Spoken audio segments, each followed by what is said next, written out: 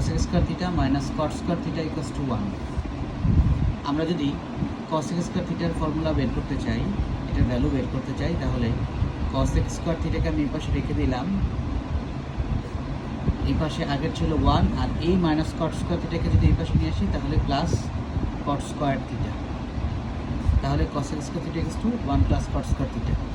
এবার আমরা যদি কট স্কয়ার থিটার ভ্যালু বের করতে চাই তাহলে আমরা এক কাজ করব, যেহেতু সামনে মাইনাস এটাকে ওই পাশে নিয়ে যাই, তাহলে cosec স্কয়ার থিটা এই পাশে আগেরই ছিল, cosec স্কয়ার থিটা 1কে এই পাশে নিয়ে আসলাম, মাইনাস 1 ইকুয়ালস টু এটাকে এই পাশে নিলে প্লাস কট স্কয়ার থিটা। এইটাকে যদি আমরা একটু ঘুরিয়ে লিখি তাহলে লেখা যায় কট square theta equals to cosec square theta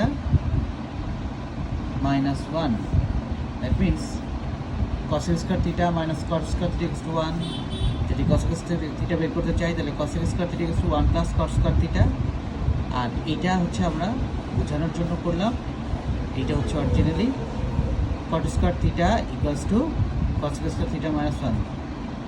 দুই পাশে লেখা যায়, আমাদের কখনো কখনো cot square theta equals to এটা প্রয়োজন পড়বে, আবার এইটা cosec square theta minus 1 equals to cot square theta, এটাকে ঘুরিয়ে লিখলে এইভাবে। তাহলে কি পেলাম আমরা? cosec square theta minus caught square theta equals to 1, cosec square theta equals to 1 plus cot square theta, caught square theta equals to cosec square theta minus 1।